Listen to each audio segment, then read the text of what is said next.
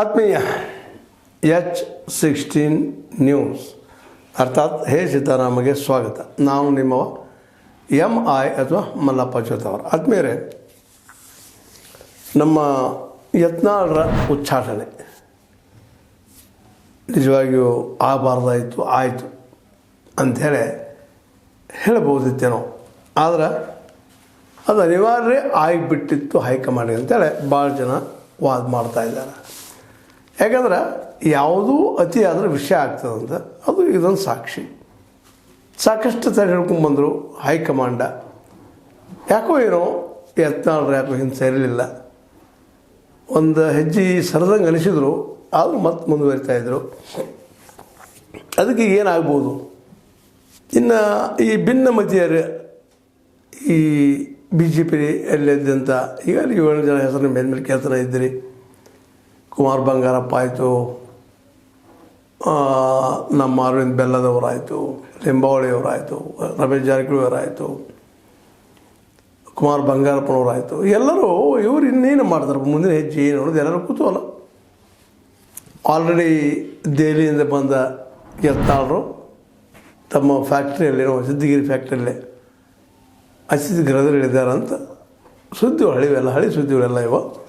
ಅವರು ಇಲ್ಲಿವರೆಗೆ ಏನೂ ಮಾತಾಡಿಲ್ಲ. ಆದರೆ ಇವತ್ತು ಏನೋ ಒಂದಿಷ್ಟು ಅವರು ಸಭೆ ಸೇರಿ ಇದಕ್ಕೇನು ಮಾಡೋಣ ಅನ್ನುವಂಥದ್ದು. Already Ramesh Jarkiholi press meet ಕರೆದ್ರು, ಹಿಂಗೆ ಆಗಬಾರ್ದಾಗಿತ್ತು, ಒಳ್ಳೆಯ ನಾಯಕರು, ಒಂದು ದೊಡ್ಡ ಸಮುದಾಯದ ನಾಯಕರು ಅಂತ ಹೇಳಿದರು.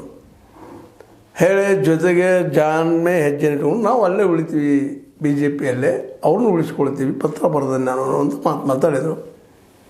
ಅಡಿಲ್ಲ, ಒಳ್ಳೆಯ ಪ್ರಯತ್ನ, BJP ಉಳಿಸ್ಕೊಳ್ಳಿ.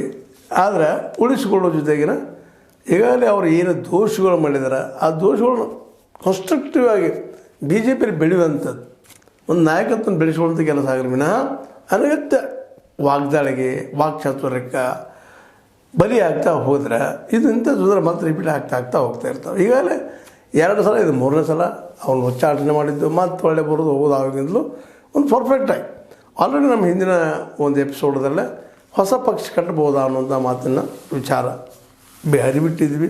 ಅದಕ್ಕೆ ಒಳ್ಳೆಯ ಪ್ರತಿಕ್ರಿಯೆನೂ ಬರ್ತಾಯಿದೆ. ಆ ಮಾತು ಬೇರೆ. ಯಾಕಂತಂದ್ರೆ ಇಲ್ಲೇ ಈಗಾಗಲೇ ಡೆವಲಪ್ಮೆಂಟ್ ಎಲ್ಲ ನೋಡಿದಾಗ ಯಡಿಯೂರಪ್ಪರನ್ನು ಎದುರು ಹಾಕ್ಕೊಂಡು BJPಯಲ್ಲಿ ಮುಂದುವರಿದು ಭಾಳ ಕಷ್ಟ. ಯಾಕಂದರೆ ಹೈಕಮಾಂಡಿಗೆ ಗೊತ್ತಾಗಿಬಿಟ್ಟದ ಕರ್ನಾಟಕದಲ್ಲಿ ಯಡಿಯೂರಪ್ಪನವ್ರನ್ನ ಬಿಟ್ಟರೆ ಅಲ್ಲಿ ನಮ್ಮ ಪಕ್ಷ ಬೆಳೆಯೋದಿಲ್ಲ ಅನ್ನುವಂಥದ್ದು ಕನ್ಫರ್ಮೇಷನ್ ಆಗ್ಯದ. ಅವ್ರು ವಿರೋಧಿ ಬೆಳೆದವ್ರು ಬೇಕಾದ ಹೇಳ್ಬೋದು, ಇಲ್ಲಂತಲ್ಲ. ಅವ್ರದ್ದು ನಾಯಕರಲ್ಲ, ಭ್ರಷ್ಟರಾದಾರ, ಕುಟುಂಬ ರಾಜಕೀಯ, ಅದು ಇದು ಎಲ್ಲ ಆರೋಪ ಮಾಡಿದ್ರು. ಈಗಾಗಲೇ 1 ಅಲ್ಲ 2 ಅಲ್ಲ, ದಿನನಿತ್ಯ ಆರೋಪ ಮಾಡೋದು ಕೇಳಿ ಜನನು ಏನಪ್ಪ ಇವ್ರಿಗೆ ಬೇರೆ ವಿಷಯ ಇಲ್ಲ ಏನು ಅನ್ನುವಷ್ಟು ಮಟ್ಟಿಗೆ ವಿರೋಧ ಮಾಡಿದರು. ಅದರ ಉಚ್ಚಾರಣೆ ಬಗ್ಗೆ ನಮ್ಮ ಬಸವ ಜಯ ಮೃತ್ಯುಂಜಯ ಸ್ವಾಮಿಗಳು ಖಂಡನೆ ಮಾಡಿದ್ದಾರೆ.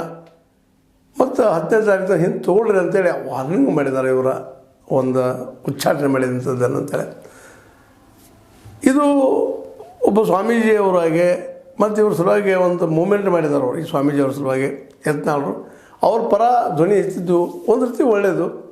ಮತ್ತೊಂದು ರೀತಿಯಿಂದ ಸ್ವಾಮಿಗಳ ರಾಜಕೀಯ ಬೇಕಾ ಅನ್ನೋದು ಒಂದು ಚರ್ಚೆ ಅನ್ನೋದು ನಾವು ಮರಿಲ್ಲ ಅಂತಲ್ಲ. ಆದರೆ ಬೇಕಾ ಬೇಡ ಚರ್ಚೆಯಲ್ಲಿ ಬೇಕಾಗಿಲ್ಲ. ಈ ನಮ್ಮ ಮೃತ್ಯುಂಜಯ ಸ್ವಾಮೀಜಿಯವ್ರ ಜೊತೆಗೆ ನಮ್ಮ ಬಸವನಗೌಡ ಪಾಟೀಲ್ ಯತ್ನಾಳರು ಭಾಳಷ್ಟು ಗುರುತಿಸಿಕೊಂಡವರು. ಪ್ರತಿಯೊಂದು ಇವರು ಹೋರಾಟದಲ್ಲೇ ಮುಂಚೂಣಿಯಲ್ಲಿದ್ದಂಥವರು, ರಿಸರ್ವೇಷನ್ ಸಲುವಾಗಿ ಇನ್ನೂ ಮುಂಚೂಣಿಯಲ್ಲಿ ಬಂದಂಥವರು. ಹೀಗಾಗಿ ಅವ್ರು ಬೆಂಬಲಿಸಿದ್ದ ಏನು ತಪ್ಪಿಲ್ಲ ಅವ್ರ ದೃಷ್ಟಿಯಲ್ಲಿ. ಆದರೆ ನೋಡುವ ದೃಷ್ಟಿಯಲ್ಲೇ, ವಿಮರ್ಶಕ ದೃಷ್ಟಿಯಲ್ಲೇ ಅಥವಾ ನಮ್ಮ ವಿಜಯಾನಂದ ಕಾಶ್ಯಪ್ನವ್ರ ದೃಷ್ಟಿಯಲ್ಲಿ ತಪ್ಪಿದು. ವಿಜಯಾನಂದ ಕಾಶ್ಯಪ್ನವ್ರು ಹೇಳ್ತಾರೆ, ಇಲ್ಲ ಸ್ವಾಮೀಜಿಯವರಾಗಿ ತಮ್ಮ ಸ್ವಾಮೀಜಿ ಕೆಲಸ ಮಾಡಬೇಕು, ಅದನ್ನು ಬಿಟ್ಟು ಇದು ರಾಜಕೀಯ ಮಾಡೋದು ಎಷ್ಟು ಮಟ್ಟಿಗೆ ಸರಿ ಅನ್ನುವಂಥ ಮಾತನ್ನು ಇವರು ಕಾಂಗ್ರೆಸ್ ಅವರು ಜೊತೆಗೆ ನಮ್ಮ ಯತ್ನಾಳರ ಕಡು ವಿರೋಧಿಗಳು. ಹೀಗಾಗಿ ಯತ್ನಾಳ ಉಚ್ಚಾಟನೆ ಒಂದು ಪಕ್ಷದ ನಿರ್ಣಯ ಹೊರತು ಪಂಚಮಸಾಲಿ ಸಮಾಜದಲ್ಲ, ಪೀಠ ನಿರ್ಣಯವಲ್ಲ, ಅದನ್ನು ಸಮಾಜಕ್ಕೆ ತಳ್ಕೊ ಹಾಕುವ ಕೆಲಸ ಮೃತ್ಯುಂಜಯ ಸ್ವಾಮೀಜಿಯವರು ಮಾಡಬಾರದು ಅಂತೇಳಿ ನೇರವಾಗಿ ಸ್ವಾಮೀಜಿಯವ್ರ ಮೇಲೆ ಆರೋಪ ಮಾಡ್ತಾ ಇದ್ದಾರೆ. ನೀವು ಇದರ ಕೈ ಹಾಕಬೇಡಿ ಸ್ವಾಮೀಜಿಯವರ, ಅದು ರಾಜಕೀಯ, ಅದು ರಾಜ್ಯದಲ್ಲಿ ನೀವು ಯಾಕೆ ಹೋಗ್ತೀರಿ ಅನ್ನುವಂಥ ಮಾತನ್ನು ಮಾತಾಡ್ತಾ ಇದ್ದಾರೆ. ಅಷ್ಟಕ್ಕೆ ನಿಲ್ಲುವುದಿಲ್ಲ ಅವರು. ನಮ್ಮ ವಿಜಯಾನಂದ ಕಾಶ್ಯಪ್ನವರು ಗುರುಗಳು ಹಲವು ತಪ್ಪು ಹೆಜ್ಜೆ ಇಟ್ಟಿದ್ದಾರೆ. ನೀವು ನೇರವಾಗಿ ಸ್ವಾಮೀಜಿಯವ್ರ ಮೇಲೆ ಮಾತಾಡ್ತಾ ಇದ್ದಾರೆ, ಹಲವು ತಪ್ಪು ಹೆಜ್ಜೆ ಇಟ್ಟಿದ್ದಾರೆ. ರಾಜೀನಾಮೆಗೆ ಕರೆ ಕೊಟ್ಟರೆ ಸಮಾಜ ಶಾಸಕರು ರಾಜೀನಾಮೆ ಕೊಡಲ್ಲ. ನಾವು ಜನರನ್ನು ನಂಬಿ ರಾಜಕಾರಣ ಮಾಡುತ್ತೇವೆ ಹೊರತು ಗುರುಗಳನ್ನು ಆದರ್ಶ ಅಲ್ಲ. ಗುರುಗಳು ಇಂಥ ವಿಷಯ ಚರ್ಚಿಸಬಾರದು. ನಾವು ಈಗಾಗಲೇ ಅವರನ್ನು BJPಯ ಗುರುಗಳೆಂದು ಪರಿಗಣಿಸಿದ್ದೇವೆ. ಇಷ್ಟರ ಮಟ್ಟಿಗೆ ತೀವ್ರವಾಗಿ ದಾಳಿ ಮಾಡಿದ್ದಾರೆ ನಮ್ಮ ವಿಜಯಾನಂದ ಕಾಶ್ಯಪ್ನವರು, BJP ಸ್ವಾಮಿಗಳಪ್ಪ ಅವರು ಅನ್ನುವಂಗೆ. ಇವೆಲ್ಲ ಡೆವಲಪ್ಮೆಂಟ್ಗಳು ನೋಡಿದಾಗ ಯತ್ನಾಳರ ಶಕ್ತಿ ಏನು ಎಷ್ಟು ಅನ್ನೋದು. ಇನ್ನು ಈ ಭಿನ್ನಮತೀಯರೆಲ್ಲ ಇದ್ದಾರಲ್ಲ, ಇವರೆಲ್ಲರೂ ಇವತ್ತೇನು ಡಿಸಿಷನ್ ತೊಗೊಳ್ತಾರೆ ಅನ್ನೋದು ಅಷ್ಟು ಪ್ರಮುಖ ಅದ. ಯಾಕಂದ್ರೆ ಇವರು ತೆಗೆದುಕೊಳ್ಳುವಂಥ ನಿರ್ಣಯದಿಂದ ಬಸವನಗೌಡ ಪಾಟೀಲ್ ಯತ್ನಾಳರ ಭವಿಷ್ಯ ಭಾಳ ನಿಂತದ. ಯಾಕೆ ಇವರೆಲ್ಲ ಒಂದಾಗಿ ಹೊಸ ಪಕ್ಷ ಕಟ್ಟಿದ್ರೆ ಅಡ್ಡಿ ಇಲ್ಲ. ಆದರೆ ಒಬ್ಬರಿಂದನೇ ನಮ್ಮ ಯತ್ನಾಳರು ಒಬ್ಬರಿಂದನೇ ಒಂದು ಪಕ್ಷ ಕಟ್ಟೆ ಬೆಳೆಸಿ ಅದನ್ನು ಉಳಿಸ್ಕೊಂಡು ಹೋಗೋದು ಅಷ್ಟು ಸುಲಭ ಸಾಧ್ಯವಲ್ಲ ಅನ್ನೋದು ಈಗ ಜಗಜ್ಜಾಹೀರಾದಂಥ ವಿಷಯ.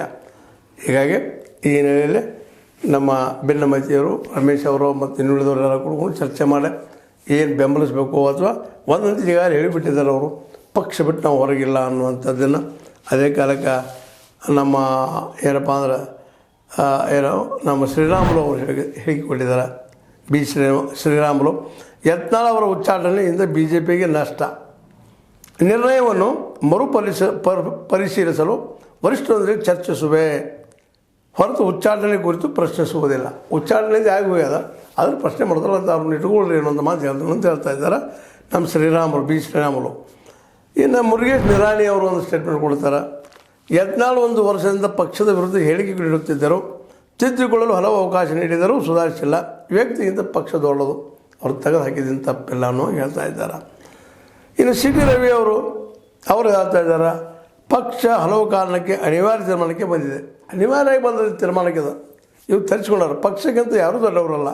ಈ ವಿಚಾರದ ಬಗ್ಗೆ ವಿಶ್ಲೇಷಣೆ ಮಾಡುವುದಿಲ್ಲ. ಹೀಗಾಗಿ ಯಾರ CT ರವಿ ಆಗಿರ್ಬೋದು, ಪ್ರತಾಪ್ ಸಿಂಹ ಆಗಿರ್ಬೋದು, ಕೆಲವೊಂದು ಜನ ಮೋಸ್ಟ್ ಪ್ರೊಬಬ್ಲಿ ಯತ್ನಾಳ್ ಹಿಂದೆ ಬಂದು ನಿಲ್ಲಕ್ಕಿಲ್ಲ. ಆದರೂ ಅದರ ಕಡು ವಿರೋಧ ಅಂತ ನಮ್ಮ ವಿಜಯಾನಂದ ಕಾಶ್ಯಪ್ನವರಂತೆ ಸ್ಪಷ್ಟವಾಗಿ ಸ್ವಾಮಿಗಳು ವಿರೋಧ ಮಾಡಿದ್ದಾರೆ, ಸ್ವಾಮಿಗಳನ್ನು ವಿರೋಧ ಮಾಡಿದ್ದಾರೆ, ಜೊತೆಗೆ ನಮ್ಮ ಯತ್ನಾಳರನ್ನು ಸಹಿತ ವಿರೋಧ ಮಾಡಿದ್ದಾರೆ. ಹೀಗಾಗಿ ಒಟ್ಟಿನಲ್ಲಿ ಒಂದು ಮಿಶ್ರ ಪ್ರತಿಕ್ರಿಯೆ ವ್ಯಕ್ತ ಆಗ್ತಾಯಿದೆ. ಈ ಪ್ರತಿಕ್ರಿಯೆಯಿಂದ ಎಷ್ಟು ಮಟ್ಟಿಗೆ ನಮ್ಮ ಯತ್ನಾಳ ಲಾಭ ಆಗ್ಬೋದು ಅಥವಾ ಇವರೆಲ್ಲ ಬೇಡಿಕೆ ಅಂತ ಏನಾದರೂ ಹಿಂದೆ ಸರಿಬೋದಾ ತಾವು ಹಾಕಿದಂಥ ಆರ್ಡರ್ದಿಂದ ಅಂತೇಳಿ ಅವು ಪ್ರಶ್ನೆಗಳಿದ್ದಾವೆ. ನೋಡೋಣ ಏನಾಗ್ತದೆ. ಆದರೆ BJP ವಿಷಯದಲ್ಲಿ ಕಠೋರ ಇರ್ತದೆ ಅನ್ನೋದು ಅಷ್ಟು ಸತ್ಯದ. ಈ ಹಿಂದೆ ಈಶ್ವರಪ್ಪನ ಸಲುವಾಗಿ KS ಈಶ್ವರಪ್ಪನ ಸಲುವಾಗಿ ಯಾರೂ ಎಷ್ಟು ಹೇಳಿದ್ರು ಅದು ಕೇಳಲಿಲ್ಲ ಅನ್ನೋದು ನಾವು ಗಮನಿಸಿದ್ವಿ. ಅವ್ರಿಗೆ ಒಳ್ಳೆಯದಕ್ಕೆ ಸಮಯ ಕೊಟ್ಟರು, ಆದರೆ ಅವರು ಕೊನೆಗೆ ನಿಂತ ಬಿಟ್ಟಿದ್ದರಿಂದಾಗಿ ಅವ್ರನ್ನ ತೆಗೆದು ಹಾಕಿದ್ರು ಅನ್ನೋದು ಈಗಾಗಲೇ ನಮಗೆಲ್ಲರಿಗೂ ಗೊತ್ತಿದ್ದ ಸಂಗತಿ. ಇದರಿಂದಾಗಿ ಇವತ್ತು BJP ಎಷ್ಟರ ಮಟ್ಟಿಗೆ ನಮ್ಮ ಯತ್ನಾಳರ ಉಚ್ಚಾಟನೆ ವಿಷಯದಲ್ಲೇ ಕಾಂಪ್ರಮೈಸ್ ಆಗ್ಬೋದು ಅನ್ನೋದು ಅಷ್ಟೇ ಕುತೂಹಲಕಾರಿ. ಏನೋ ಆಗಲಿ, ಒಟ್ಟು ಚರ್ಚೆ ಮತ್ತು ಜೋರದ. ಆ ಚರ್ಚೆಯಲ್ಲಿ ಯಾರು ಗೆಲ್ತಾರೋ ಯಾರು ಸೋಲ್ತಾರೋ ಬೇರೆ ವಿಷಯ. ಅದರ ಚರ್ಚೆ ಮಾತ್ರ ಏನಪ್ಪ ಅಂದ್ರೆ ಒಂದು ಗಟ್ಟಿಯಾಗಿ ಆಗ್ತಾಯಿದೆ. BJP ಮತ್ತು ಯತ್ನಾಳ ಇವರಲ್ಲಿ ಯಾರು ಗೆಲ್ತಾರೋ ಸೋಲ್ತಾರೋ ಗೊತ್ತಿಲ್ಲ. ಆದರೆ ಪಾರ್ಟಿ ಮಾತ್ರ ಹೊಡೆದು ಬಿಡೋದ್ರಲ್ಲಿ ಎರಡು ಅಭಿಪ್ರಾಯ ಇಲ್ಲ ಇದರಿಂದಾಗಿ ಅಂಥೇಳಿ ಕೊನೆಗೆ ಬೇಸತ್ತ BJP ಹೈಕಮಾಂಡ್ ಇವರನ್ನ 6 ವರ್ಷದವರೆಗೆ ಹೊರಗೆ ಹಾಕ್ಯದ ಅನ್ನೋದು ಅಷ್ಟು ಸತ್ಯ. ಏನೂ ಇರಲಿ, ಇದು ನಿಮಗೆ ಲೈಕ್ ಆಗಿರ್ಬೋದು, ಲೈಕ್ ಆಗದೇ ಇರ್ಬೋದು. ಲೈಕ್ ಮಾಡಿ, ಶೇರ್ ಮಾಡಿ, ಕಮೆಂಟ್ ಮಾಡಿ, ಜೊತೆಗೆ ಸಬ್ಸ್ಕ್ರೈಬ್ ಮಾಡೋದನ್ನು ಬಿಡಲಿಕ್ಕೆ ಹೋಗ್ಬೇಡ್ರಿ. H16 ನ್ಯೂಸ್ ಅರ್ಥಾತ್ ಇದು ಸತ್ಯದ ಕೈಗಳಲ್ಲಿ ವಂದನೆಗಳು.